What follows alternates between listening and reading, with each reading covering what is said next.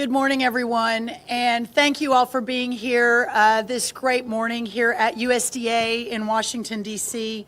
I especially want to thank my colleagues from the administration, Secretary Pete Hegseth, Attorney General Pam Bondi, Secretary Kristi Noem, Counselor to the President Peter Navarro, the incredible governors who joined us today from Arkansas and from Tennessee and from Nebraska, whom you'll hear from. Amazing members of Congress that are here with us. You'll get to hear from Senator Tuberville, Senator Marshall, and Congressman G.T. Thompson. We also have leaders with us here in the audience from Alabama, from Arkansas, from Florida, Kansas, Nebraska, Pennsylvania, Tennessee, Texas, and West Virginia, who have joined us for this historic rollout to address one of the most significant national security threats facing our nation. But first, I want to say that we gather together at a moment when the power of nature is rendered especially vivid to us. The floods in my native Texas, which have carried away so many lives, many of whom my family knew, has caused so much heartbreak and brought so many tears. It touches every one of us, not just those of us from the Lone Star State, but every American who cares about their neighbor, and especially every parent whose heart reposes not within themselves, but within their own children. It is not within our power to ease their pain, nor should those most devastating losses be erased or eased, but what we can do is grieve alongside them, and I know that's what we are all doing. And we can also join them in a sorrow that honors the joy of their children's and their family members' lives.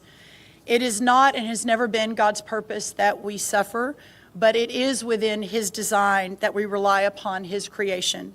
We see that in extraordinary natural tragedy as over the last few days, but we also see it in the beneficial fruits of His creation, the bounty of the land, the yield of our farms, the produce and the product of our labor. That dependency upon His goodness is part of His purpose, and so as stewards of creation, we have an obligation to protect it. In protecting it, we protect ourselves, and that's why we're here today. Nowhere is this illuminated more vividly than in the stewardship and conservation of our American farmlands. We're here to talk about that today, and we're here to address one particular facet of that stewardship, responding to one particular type of threat. The plain reality is that American agriculture in American hands is a positive good, a rich blessing that we carefully tend and upon which rests the sustenance and future of our republic. Every family, every home, every community depends upon what our farmers do, and they support and sustain us, not merely by keeping us materially fed, but by keeping us spiritually strong. The farm's produce is not just a commodity, it is a way of life that underpins America itself. And that's exactly why it is under threat from criminals, from political adversaries, and from hostile regimes that understand our way of life as a profound and existential threat to themselves. For them, agricultural lands and our farms, because they are a previous inheritance, are weapons to be turned against us. We see it again and again, from Chinese communist acquisition of American farmland to criminal exploitation of our system of agriculture to the theft of operational information required to work the land and beyond. All of this takes what is profoundly good and turns it towards evil purposes.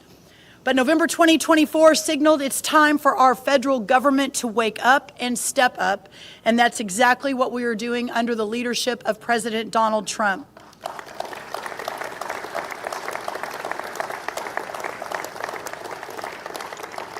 With this announcement today, we are taking this purpose and our American farmland back.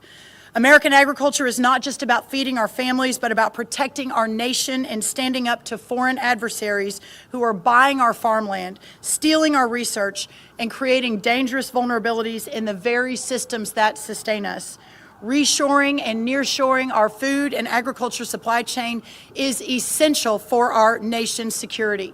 In coordination with the White House, the Departments of Treasury, Defense, Homeland Security, and Justice, as well as state governors, state agriculture commissioners, local, tribal, and territorial governments, today we announced the USDA's National Farm Security Action Plan. This plan includes 7 key action items, and there's a lot of people here that I want you to hear from, so I'm not going to go one by one, but just very quickly. It's on our website. The press has gotten a preview of it, and we can ask some questions once we finish the main program. But very quickly, and perhaps the most important, the first of the 7, is securing and protecting American farmland ownership. Actively engaging at every level of government to take swift legislative and executive action to ban the purchase of American farmland by Chinese nationals and other foreign adversaries. Standing on the shoulders of great governors, 3 of whom are standing behind me, who have already been leading the way on this issue. And at the federal government level, working to do everything within our ability, including presidential authorities, to claw back what has already been purchased by China and other foreign adversaries. Additionally, working with the Treasury of the Secretary of the Treasury, along with our Defense Department, on memorandums to ensure that moving forward, there is a much more intentional look at who is buying what in this country and from where they are in the world.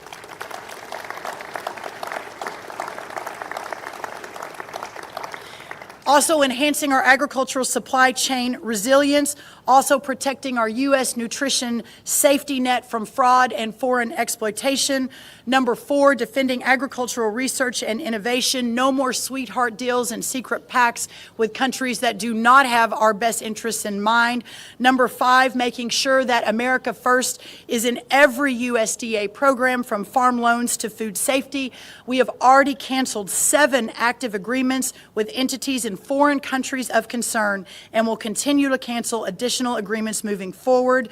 I signed a memo today, thank you, which immediately removes 70 citizens from countries of concerns that currently are affiliated with the USDA through contracts or research arrangements.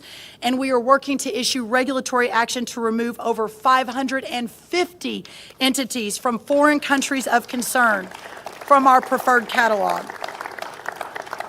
Number 6, safeguarding plant and animal health, working to make sure that we know what is coming in and how to control animal diseases. And number 7, protecting critical infrastructure from our farms and our food and our supply chains, again, along with so many partners across this government here in Washington and across our states. Now, please help me welcome to the podium the amazing Secretary Pete Hegseth. Thank you all.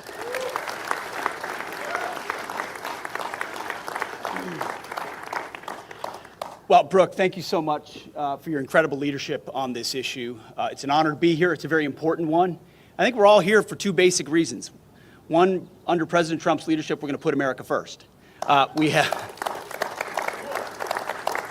America, American land, American basing, American troops, American citizens. You have a Secretary of Homeland Security who cares about Homeland Security.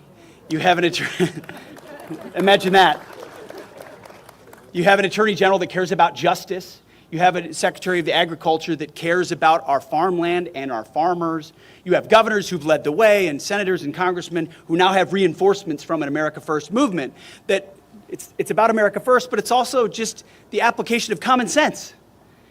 As someone who's charged with leading the Defense Department, I want to know who owns the land around our bases and strategic bases, and getting an understanding of why foreign entities, foreign companies, foreign individuals might be buying up land around those bases. That's something I should be paying attention to on behalf of the American people, on behalf of my department, and on behalf of the president. It's common sense. And so food security, just like energy resilience, just like where we get our water, that's all national security, especially in a contingency. So we would be asleep at the wheel if we were not fully a party to an effort like this to ensure that our nation had the food supply it needs. But specifically, our troops have what they need on our bases so that in those moments, you can rely on us here in the United States to provide that security. So no longer can foreign adversaries assume we're not watching. and we're not paying attention, and we're not doing something about it because we are. So, Brooke, thank you very much. Appreciate it. Please help me welcome to the podium to speak of the agri-terrorism threats our incredible Attorney General Pam Bondi. Thank you all, and we know Texas is your home state. Secretary Rollins, our hearts go out to all those in Texas and the families, as well as in North Carolina, who are also experiencing those horrible floods. We're so happy to be here today to protect our farmers, our ranchers, and our ag community. Under President Trump, we are proudly putting our farmers first again. Thank you to our Congress, our governors, all of the great people who have gathered here today. My job is to make America safe again, which includes protecting our farmers who feed our families. The Department of Justice will use every tool at our disposal to secure, defend, and protect our ag community from threats. Our Environmental and Natural Resources Division has successfully defended the Forest Service as it manages our forest. We're also defending mining critical and strategic minerals, which is very important to our nation's security. We're cracking down on pesticide trafficking. And we are doing this by closing the southern border, working hand in hand with our great Kristi Noem, where illegal and highly toxic chemicals from Mexico were smuggled into the U.S., and the Department of Justice is prioritizing the arrest of those illegal aliens doing it. Additionally, our National Security Division is actively monitoring foreign threats to American agriculture. Last month in Michigan, this is very frightening, we charged 2 Chinese nationals for attempting to smuggle potential agro-terrorism weapons into the United States. Both of them have ties to the CCP. Just days later, we arrested another Chinese citizen for sending packages of concealed biological materials into the United States. It's going to stop. FBI has opened over 100 bio-smuggling investigations in recent years. We will prosecute you. We will hold you accountable. Thank you to everyone who is here today, especially Secretary Rollins, Secretary Hegseth, all of our good friends governors, my good friends Governor Huckabee, and we will, all of us, will never back down from supporting our American farmers. God bless you, and God bless America. Next, the incredible Homeland Security Secretary Kristi Noem, everyone.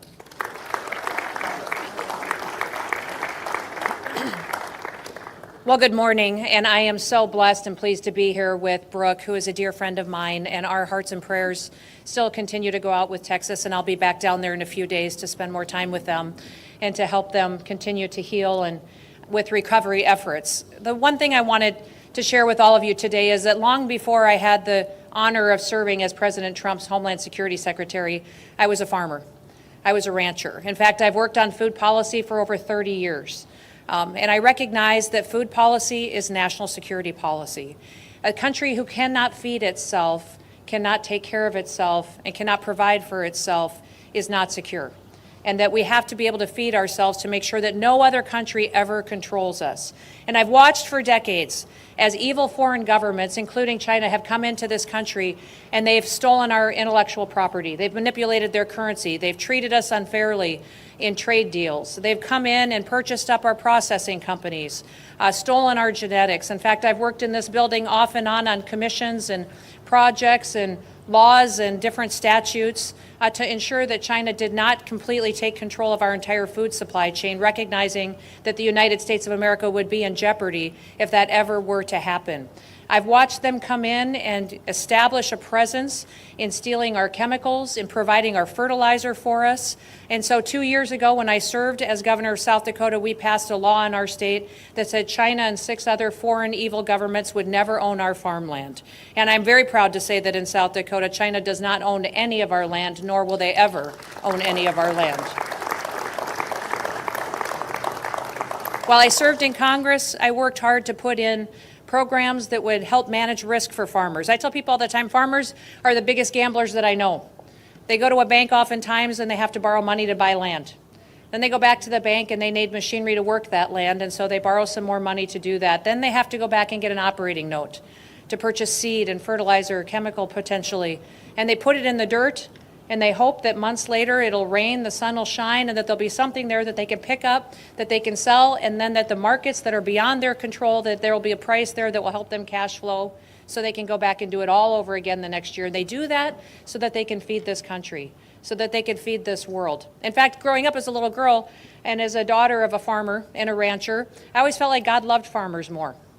I mean, if you look at the Bible, look at Scripture, and you look over and over again, he talks about sowing and reaping and cattle on 1,000 hills and your barns to overflowing. And so I feel like there's a special blessing on farmers. And the fact that we have a president and that we have a Secretary of Agriculture that recognizes the importance of food policy and what it means to this country's security is so wonderful. It's such a change from what the previous administration and how they prioritized our farmers and ranchers. So now as the Secretary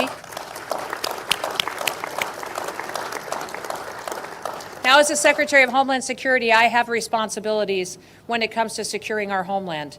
But many of those responsibilities have to do with securing our critical infrastructure.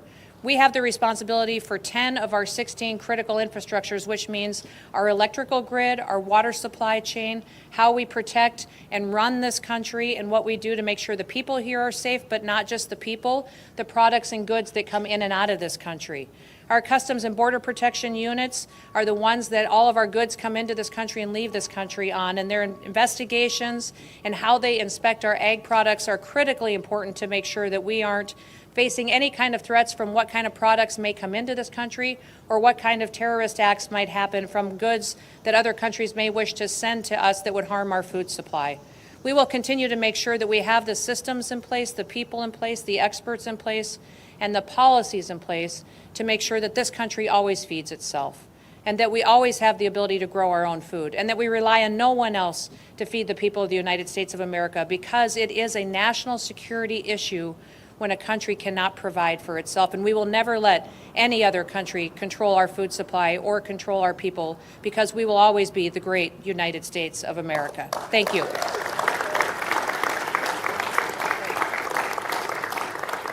Yeah, I was reminded when Christy was Governor Nome and we were at America First Policy, Christy, you and I did an event together on this very issue 3 years ago, and she, along with some of the other governors, really stepped up. So thank you, Secretary Nome. Next, a longtime friend, a partner from the first Trump administration, and someone who has been leading on this for years and years. Please help me welcome White House Counselor Peter Navarro.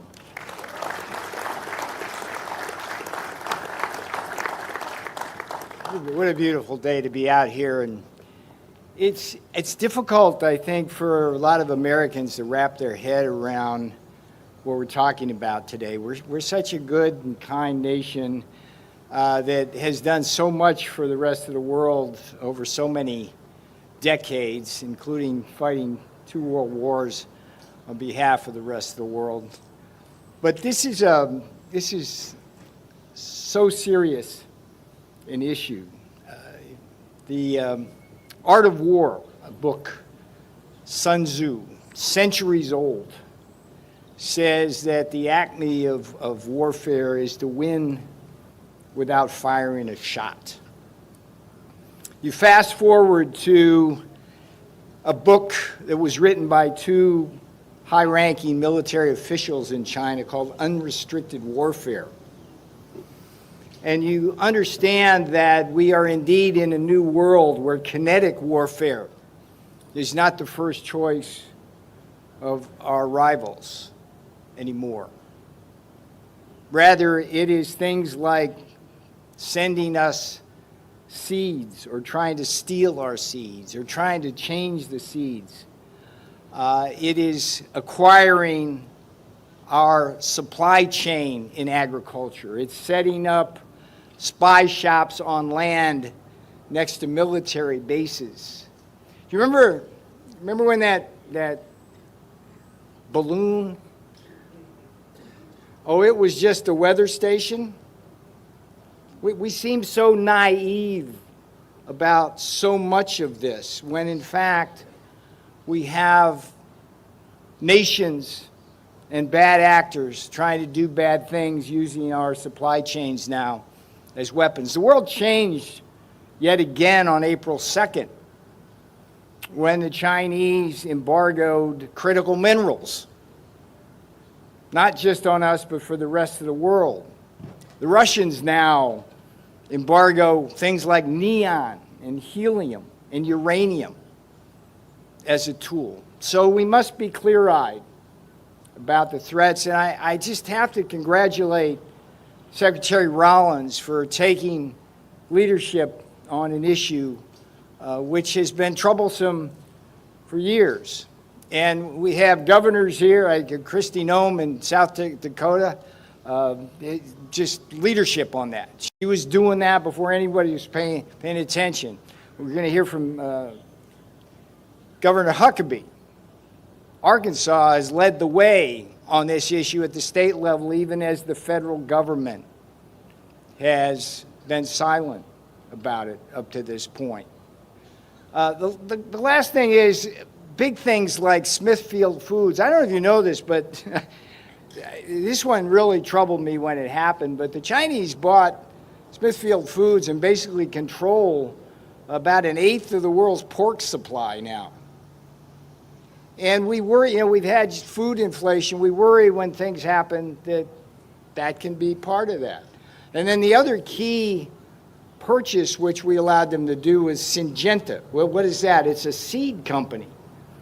And in a world of ever-changing pests and things like that, and climate differences about where water is and things like that, seeds really can be the revolution that keeps the world fed. And China now owns a key part of that.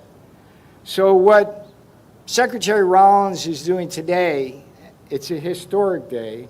She's putting down the marker that the United States is no longer going to tolerate the attacks on our agricultural system, not just the land, but the supply chain as well.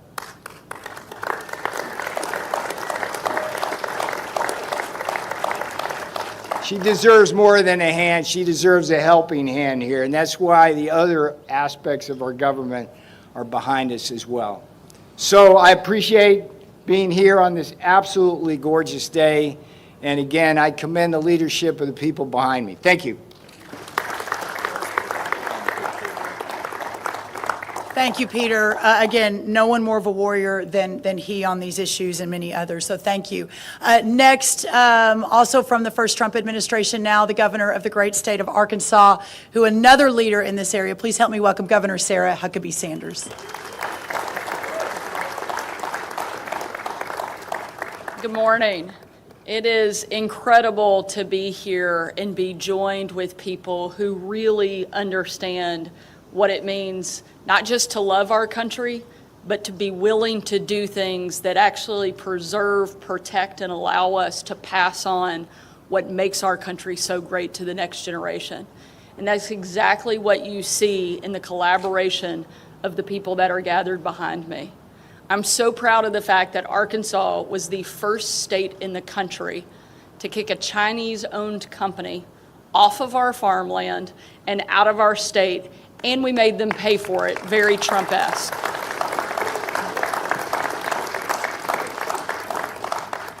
And in the last couple of months, we've passed new legislation just this year allowing us to prohibit them from now not only owning farmland in our state, but from building or buying land around our military bases and critical infrastructure. It is something that has to happen and something that states have been leading the way on. But unfortunately, our states can't do it alone. That's why events like today matter so much. That's why leadership from people like Secretary Rollins matter so much.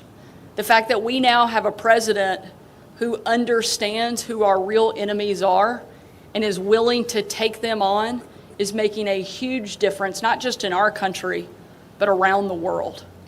You know, we've talked a lot about today a country's ability to feed itself, but that's not the only place, and that's not the only role agriculture plays.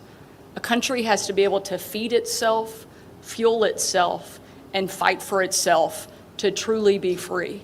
And that's why what this group represents is every component of that, and we now have a president who understands it and is willing to do everything within his power to make sure the United States continues to be the greatest country on the face of the planet. And that doesn't happen by accident. That happens because we have great leadership. And I'm proud of the role that Arkansas has been able to play, but I'm more excited about the leadership that we now have in Washington that is going to take this to all 50 states and frankly all across the world. Having this group, there are no people I have greater confidence in. Secretary Hegseth, leading the greatest military on the face of the planet, and nobody better suited to do so. He's tough, and I'm pretty sure he could take every member of the cabinet in an arm wrestling competition, but he's not the only tough one up here. There's no chance that China has going up against my friends Pam Bondi, Kristi Noem, and Brooke Rollins. They are not only the toughest women in Washington, they're some of the toughest people in all of America. And this group of people, under the leadership of President Trump, is not only going to protect our great country, but they're going to make sure that we have the ability to pass it on to the next generation behind us. I'm so grateful for their leadership, so thankful I get to be part of an effort that is going to make sure that the freedom of our country is protected and preserved for every single American to enjoy. Thank you for letting us be here, and thank you, Brooke, for putting this amazing event and this great plan together to help our country. Thank you so much.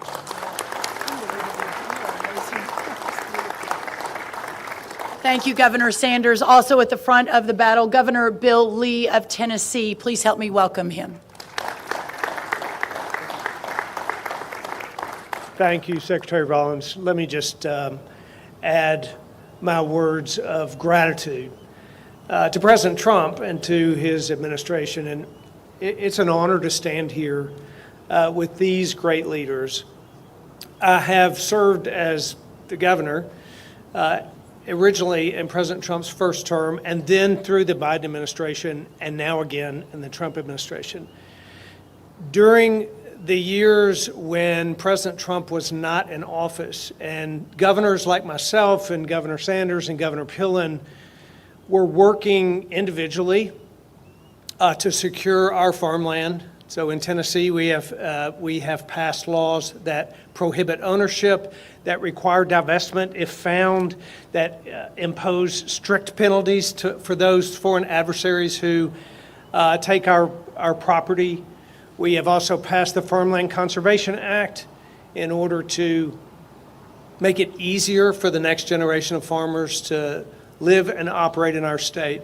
But that work was really hard in the previous Biden administration because we didn't have a partner who understood the threats and the challenges that we understand in Tennessee. So I'm so grateful for President Trump's leadership here, especially for Secretary Rollins' leadership, who she and I connected early on. My family is a multi-generational farming family as well. And I understand that when my grandfather was farming in Tennessee, the issues that we're talking about today didn't exist. But for my grandchildren who live on our family farm in Tennessee today, we understand that our farmland is not just dirt. It is our national security. It is our economic future. It is our children's heritage. And it is under threat. And the leaders here recognize that. And we've taken steps at the state level, but now, refreshingly, we have an administration and multiple cabinets who are coming together collaboratively with governors across the states and making sure that America's future is preserved for the next generations. Thank you.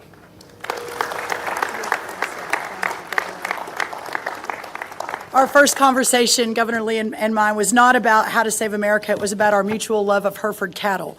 So we are forever bonded. Listen, y'all, next, another great governor, great leader on this issue. Please help me welcome Governor Pillen of Nebraska.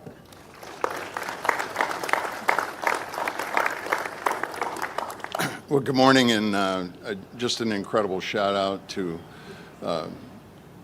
everybody in the cabinet and Brooke and her incredible leadership, and a great thank you for President Trump assembling what I view as extraordinary leaders across all of the cabinet to absolutely make America great in a special, special place.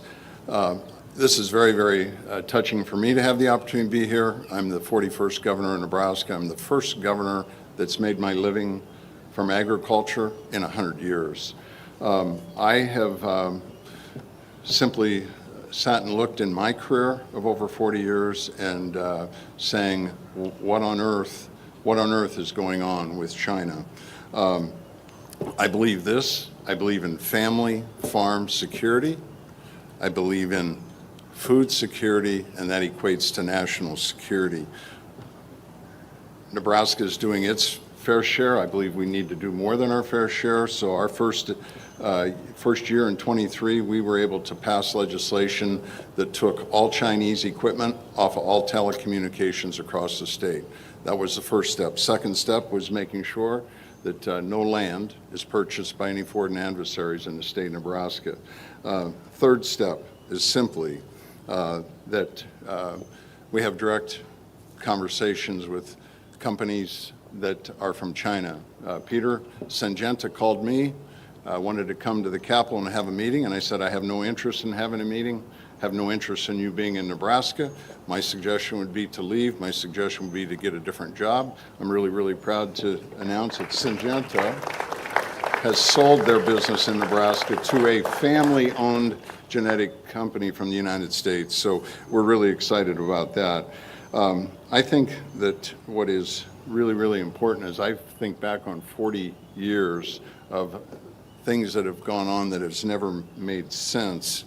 It's really important that the leaders behind me, that we continue to have the courage and the wisdom to never back down and to stand up and protect our land and protect our families, because we all in agriculture risk.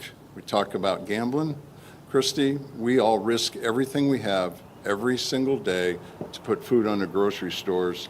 And then lastly, I'm really, really excited about Secretary Rollins and her understanding and work in terms of foreign animal disease, because that's another risk where adversaries could have a great impact. These are issues that are really, really important, and none of us can ever give up. It's a privilege to be here. Thank you.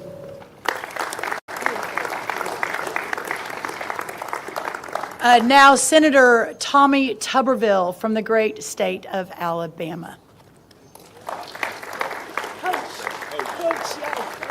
Damn, she didn't call me coach. I always look for a day like this when I was coaching. I'd work the hell out of them, then we'd line up down there in the parking lot and just run for about an hour, you know. Just think about it right now, though. Our farmers every day go out in this every morning to scratch the ground to try to make a living and try to feed all of us in this country. And they're very important. I'm on the Ag Committee, Armed Services Committee. I've seen it all. I'm not a politician. I've been on the front row and been able to watch the devastation of our farming community in the last 4 years under the Democrat, Socialist, Communist Biden party. It was devastating. Input cost high, $5 diesel. Instead of a $700,000 cotton picker, they're $1.5 million. They wanted to put our farmers under. We lost 150,000 farms and 25,000 farmers in the last few years. Folks, we are in trouble in ag, really trouble. And we just tried to help them with reference prices in the big, beautiful bill we just passed, but they're going to need a lot of help. They are scratching and clawing just to make a living. Thanks for Brooke putting this on. China is a threat. They're not a threat. They are dominating us in almost everything that they do, because we've set back and the politicians have been counting their money instead of doing what's right and helping this country stay in the front. We've got to be number one. We can't be number two. We've got to fight back. They are coming into our country and buying our farmland. In my state of Alabama alone, they own 2.2 million acres of farmland. That's right, in Alabama. Foreign adversaries. It's embarrassing of what we've done. Now, don't blame the farmers. The farmers have to make a living, and if they can't make a living, they have to sell their farmland. The Biden administration forced our farmers to sell their farmland by all the things they did to them. It's a disgrace. Brooke is going to bring that back. President Trump's going to bring that back. The one thing I'm trying to do is I'm trying to pass the Farm Act, Foreign Adversaries Act. What is that? We have a group in this country called CFIUS. CFIUS is a group of cabinet members that determine who buys what if it's a foreign sale. I mean, they all get together and they look at it, whether it's a steel company, whether it's farmland, whether it's some kind of business. That's what CFIUS does. And it's made up of high-ranking cabinet members in the White House.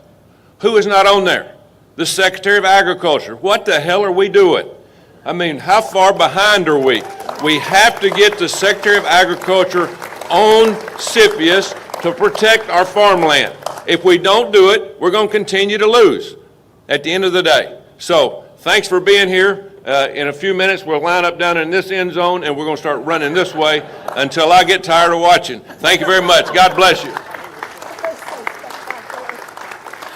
Oh, Coach, thank you so much. Next up, Senator Roger Marshall, then Chairman G.T. Thompson of the House will close it out, and then we'll answer a few questions. Please help me welcome Senator Roger Marshall.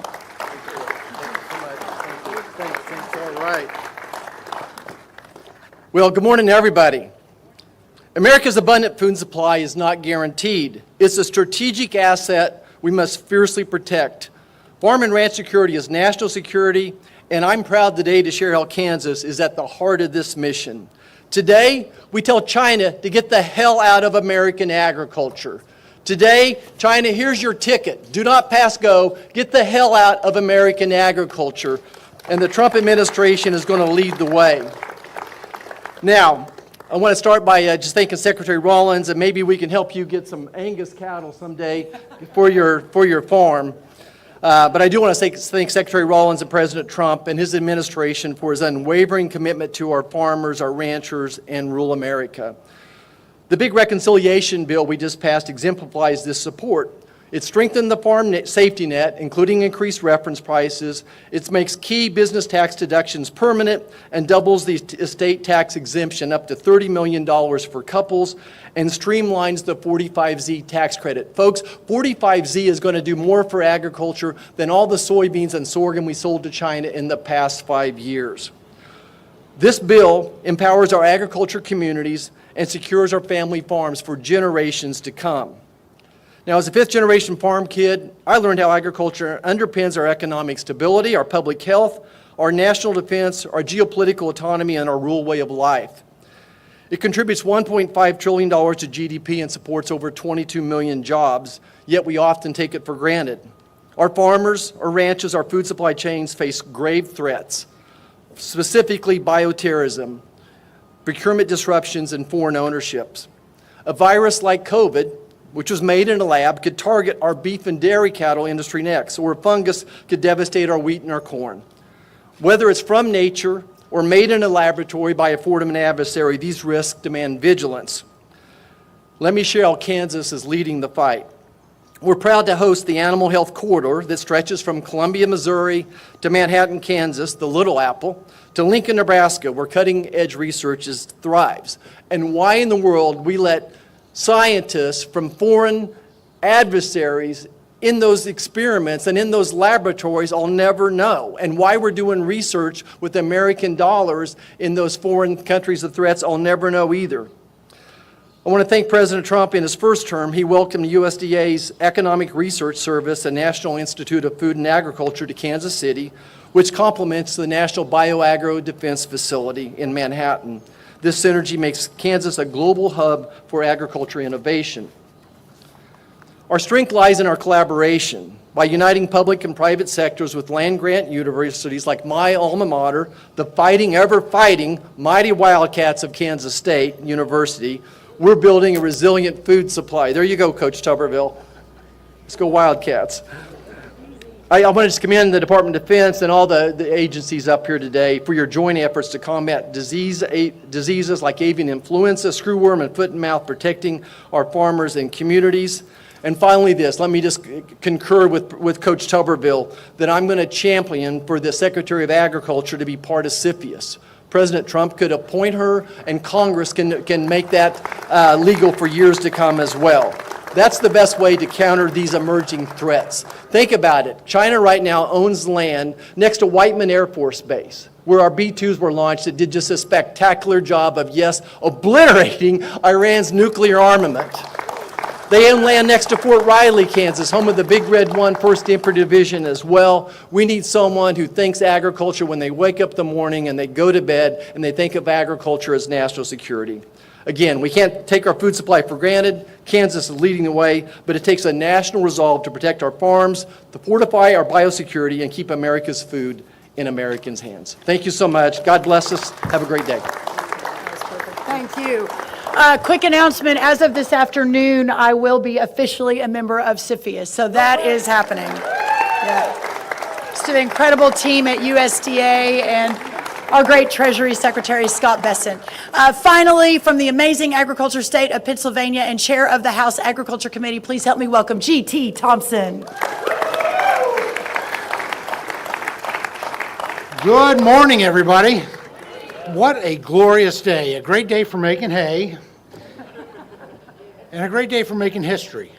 For making history in terms of making sure that we are taking these next steps to secure both farm security and food security, which quite frankly is national security.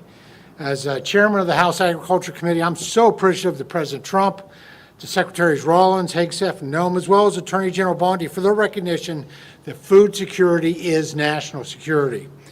In the Agriculture Committee's preparation for the Farm Food and National Security Act, we identified threats to food security impacting America's #1 and most essential industry, which is agriculture. Our farmers are on the front lines of food security, and that is essential to our national security. America's farm families are facing serious challenges, from foreign threats to our farmland and the theft of our intellectual property, to high energy costs driven by out-of-control inflation from the previous administration, market instability, poor SNAP integrity, crushing taxes, extreme weather, and an often unreliable workforce.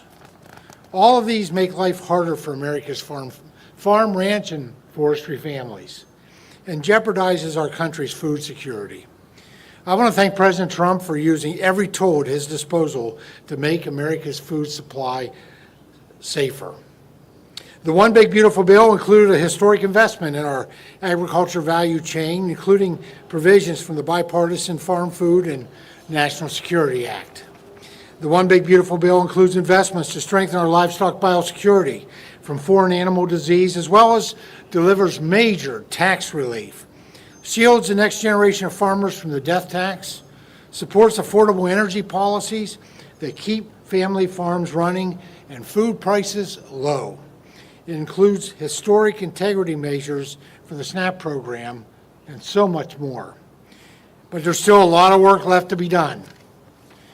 On behalf of the House Agriculture Committee, I look forward to partnering with Secretary Rawlins and others across the administration on this important initiative.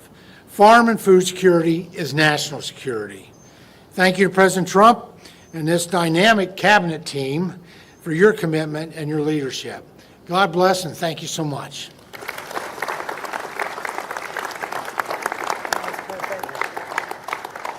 Okay, everyone, we're going to open it up for some questions. I would note that while we were standing here and all of you were sitting there, it's too bad Secretary Bobby Kennedy's not here because we're all getting a lot of vitamin D today. So we'll let him know. He'd be very proud. All right, we'll take some questions from the press. Okay. Thank you, Secretary Rawlins. Mary Margaret with the Daily Wire. 2 questions, if that's okay. First of all, I'm seeing on this map that there's a lot of Chinese-owned farmland in California. Are you looking into the severity of that and what those consequences are? And then number 2, the president has expressed concerns about how mass deportations would affect the farm industry. Do you have concerns on this front? And are you hearing about some of these top conservatives saying that there's a push for amnesty for this workforce? Well, thank you for those questions. The first thing I'll say on California, and I'd love for anyone else to join me if they have thoughts on that, is this, that a lot of people said, well, look at the red states are the ones leading the way. The red states are the ones that are banning the Chinese-owned farmland, and this is true. But I have to believe that even the Democrat governors and even the blue states realize what a massive threat this is to national security and how important it is. So we plan to work with everyone, no matter which party, no matter which side of the aisle they're from, to ensure that the people of this country and our agriculture farmland is protected.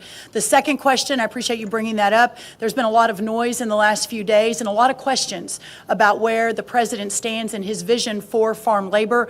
The first thing I'll say is the president has been unequivocal that there will be no amnesty, and I think that's very, very important. I and the rest of our cabinet certainly support that, effectuate that, and make sure that happens every single day. The second thing, to your question about mass deportations, the president and I have spoken about that once or twice, and he has always been of the mindset that at the end of the day, the promise to America to ensure that we have a 100% American workforce stands, but we must be strategic in how we are implementing the mass deportation so as not to compromise our food supply. Ultimately, the answer on this is automation, also some reform within the current governing structure. And then also, when you think about, there are 34 million able-bodied adults in our Medicaid program.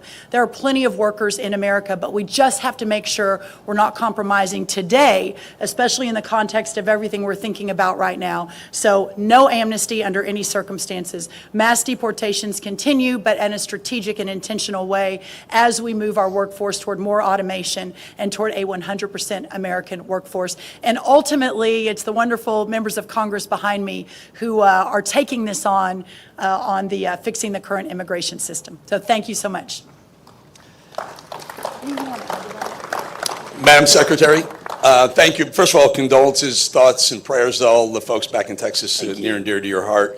A couple quick thoughts. Congratulations on the success of getting at least partially, the death tax repealed in the BBB, because, as we all know, it affects farmers disproportionately to a great extent. Congratulations on that. Also, egg prices today, just right now, hit $2.49 a dozen. A clear 55% below the failed Bidenomics egg price. And we all know it's not just about eggs, but it has become a metaphor for inflation. So congratulations. Thank you. Because food inflation is coming down. That's a testament to you. Thank you. The thought and the question follow-up is, what a great group you put together here. Wonderful, wonderful idea. Surprising it hasn't been done sooner here. So the question is, has President Trump talked to you about this group, number one? And I guess equally as important, have the Chinese government, either officially or unofficially, reached out to you about this program? So the first thing I'll say, and I appreciate that so much. Who are you with? It's Eric Bowling. I'm with That's the right. Bowling Show. Eric, thank you. And with the Bowling Show, it's great to have you, and thank you for making your way. I would like to note, and it's not lost on you, Eric, but I want to make sure everyone understands, this cabinet and this administration is different. That in previous administrations, I don't know that you would ever see 4 cabinet secretaries, a counselor to the president, one of the most steadfast, loyal patriots who've stood beside him, Peter Navarro, ever come out together on a morning in 100-degree weather and talk about agriculture farmland. But we are all in this together, and the president has been resolute in ensuring that we do everything that needs to be done to protect the homeland. So I'm very, very proud of that. On the second question, I don't want to get ahead of the president, so I won't answer that. One of the chief lessons I've learned over many years is never get ahead of President Trump. But there is no doubt that he, our cabinet, our administration, our friends across the country are acutely aware of this issue and doing everything we can to solve for it. Eric, thank you for being here. Next question. Thank you, Secretary Rollins. Jackson Richmond with the Epoch Times. Was Secretary Rubio consulted on this, given the national security aspect of this? And then was the CDC consulted, given the bioterrorism aspect of this? Yes, all of the above were consulted. To get to this point, a little bit of sausage making for everyone. It's not just we throw an event together and here we all are. The layers and layers and layers of work to go through all of the agencies is of utmost importance. And what I have learned now in a little bit of my time in government is that often, and this is the reason you don't see the ball moving down the field very often, the amount of effort it takes to integrate and work, and the long nights and the sleepless nights, especially by our team, our incredible Chief of Staff, Kaylee Buller, is the one who's really been driving this alongside the rest of our team, is really inspiring. So yes, they've all been consulted. Everyone has been incredibly supportive to get to this point today. But what I would like to say as well, and thank you for that question, is that this is just the beginning. Today is the first step to get us to this announcement as we begin this important work. You'll be hearing a lot from us on this over the next 4 years, and some real metrics in place that we're putting, like how do we measure our success? And I think that's what makes this administration different. So thank you for being here. Love the Epoch Times. And next question. Yes, Philip Brasher with AgriPulse. I have two questions. One, following up on the immigration question. The president has continually said that he wants to give farmers some kind of temporary pass. Could you define what he means by a temporary pass? Does that mean ICE won't go onto farms for a certain period? What does he mean by that? And the second question is, what are you going to do at USDA with regard to the remaining property owned by Syngenta and Smithfield Foods, which is a large portion of this Chinese-owned land? That's right. Well, the second question first, as we discussed earlier, and Mr. Navarro, again, and he and his team over at the White House, amongst many others, we are looking at every available option. There are multiples of options. You'll likely see an executive order on this very soon from the White House, and we'll be looking at multiple different authorities within the federal government to begin to claw that back. So that's what I'll say about that. Again, I think I answered the second question, where we are on farm labor, a little bit earlier, but what I will say is that Lori Chavez de Rimmer is our Secretary of Labor, and the H-2A visa program, all of the programs that inure to moving in seasonal ag workers are under Secretary Chavez de Rimmer. She has been working around the clock with her team. I think we'll probably hear a little bit more about this today, and the conversations will continue. But I can't underscore enough, there will be no amnesty. The mass deportations continue, but in a strategic way, and we move the workforce towards automation and 100% American participation, which again, with 34 million people, able-bodied adults on Medicaid, we should be able to do that fairly quickly. Thank you. One more question. Hi, thanks for doing this. Kate Goodell with the Washington Post. I'm wondering if you can perhaps spell out some of the specific threats that we're seeing with Chinese farmland at the moment. I also wanted to ask about the legislative efforts and what form the executive action might take and whether you have a timeline. Well, first on American farmland, and I'd love for Peter to add to this, and if anyone else would like to as well. When you look at the chart, which is behind our, by the way, our new Deputy Secretary Stephen Vaden started yesterday from the great state of Tennessee, Governor Lee. You can see on this chart the hundreds of thousands, and by the way, this is just China-owned. This is not other countries of concern owned, such as North Korea, Russia, Iran, and others. You can see that a lot of those, the red blocks, are actual military bases.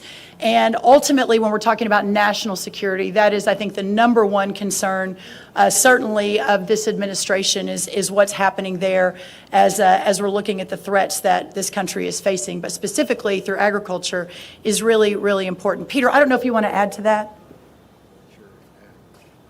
And thanks for asking that question. If you look at the gradations of threat, that's the most obvious. I mean, how did we let that happen? How did we let that happen? And Siphius, Greek word, I think, for like doing nothing, right? But not during the Trump administration. And I can tell you, if nothing else happened today, having Brooke Rollins on that board, give her a hand. That's a big deal. But if you look at if you look at the concept here of unrestricted warfare that I talked a little about earlier, it's not just the idea that you can surveil troop movements, flights, all the things you would worry about just from a pure national security view. But you remember when they arrested the Chinese spies on the Iowa farmland? You all remember that? I mean, that was another turning point in our awareness, where they were, so if they're owning the farmland, they have access to all of they're going to get the seeds that way too. And so ultimately, the other thing they want to do is, which is why they bought Smithfield Foods. I don't know if you know this, but China consumes 50% of the pork in the world. Did you know this? That's astonishing. I think we got the corner on Kentucky Fried Chicken, but they cornered the part. So when they acquire Smithfield's Foods and the entire pork chain, it's like that becomes a weapon in and of itself. So the more land they acquire here, the more control they have. And it's a business model. I mean, we're the United States, but they treat us like a colony.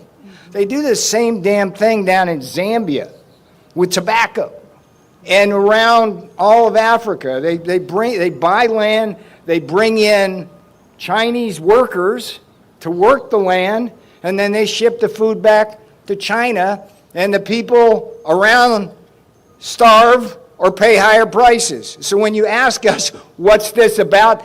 It's about everything. Food security is national security. Thank you. I want to make a comment, if you don't mind. So, to me, the Chinese owning land is just a small piece of the puzzle. I'm much more concerned with food supply down the road here, that right now foreign entities own about a fifth of the protein processing. Between beef and pork, JBS and Smithfield own about a fifth, maybe a fourth of the protein processing in this entire country. That's just wrong. I think beyond that, it's the intellectual property theft. It's the Chinese scientists that are in our own universities and research that are stealing intellectual property. It wasn't too long ago they were taking rice seeds from my alma mater. The Attorney General mentioned something up in Michigan. It's that constant threat. But what really keeps me awake, the real threat to me, the biggest, is bioterrorism.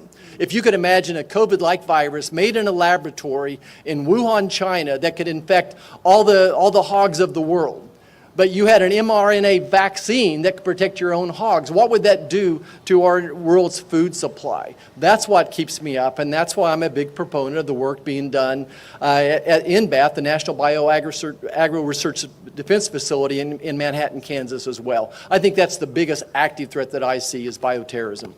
Yeah, agreed. I think Senator Marshall really put a nice overview on the different threats. Really, you know, American agriculture, I think, is defined as science, technology, and innovation.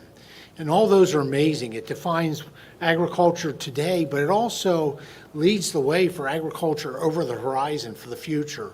But it can be very vulnerable if we don't protect that. And in the past, we haven't provided protections for that. The science, the technology, the innovation that comes out of this great country, out of this essential industry. And I think the fact that today we're declaring that food security is national security, farm security is a part of that.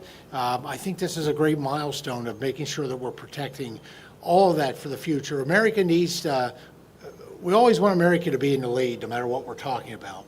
But certainly when it comes to the thing that is probably most essential, and that is food and fiber, energy materials, building resources, all the things that come off that rural agriculture acreage, we have a duty and responsibility to make sure that those things are secure.